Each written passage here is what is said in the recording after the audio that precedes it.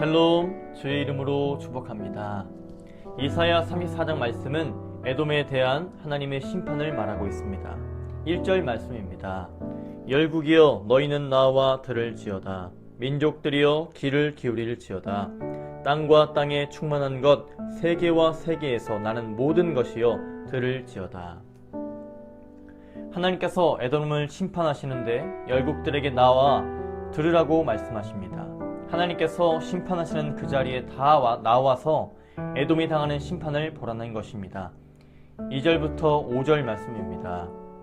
대저 여호와께서 열방을 향하여 진노하시며 그들의 만군을 향하여 분내사 그들을 진멸하시며 살육당하게 하셨은즉 그 살육당한 자는 내던진 바 되며 그 사체 약치가 솟아오르고 그 피에 산들이 녹을 것이며 하늘의 만상이 사라지고 하늘들이 두루마리같이 말리되 그 만상의 쇠자나미 포도나무 잎이 마름 같고 무화과나무 잎이 마름 같으리라.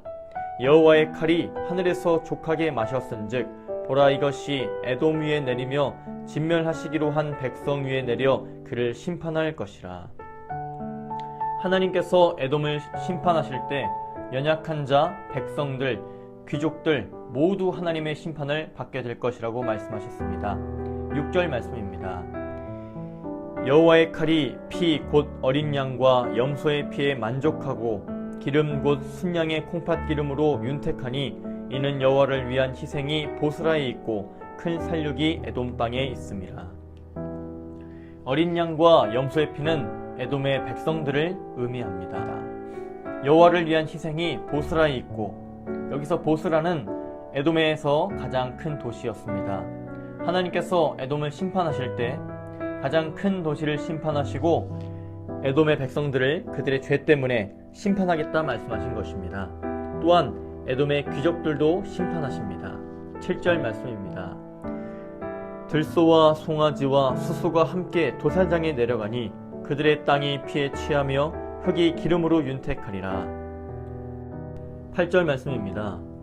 이것은 여호와께서 보복하시는 날이요 시온의 송사를 위하여 신원하시는 해라.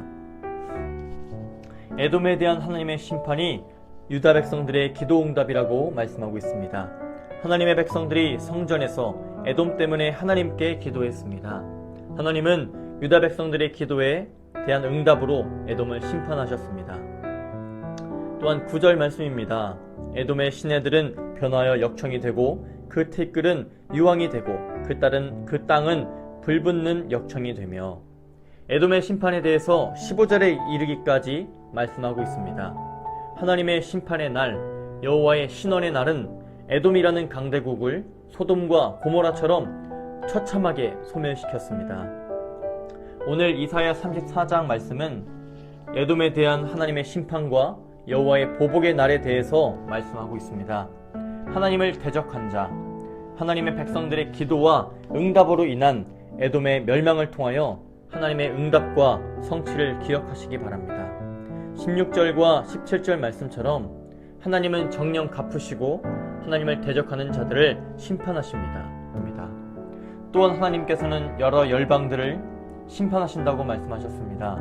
1절 말씀에 에돔을 심판하는 그 자리에 모두 나와 보라고 말씀하시고 들으라 하신 것처럼 하나님께서 열강들을 심판하시는 것은 바로 교만 때문입니다. 교만했기 때문에 하나님이 심판하신 것입니다.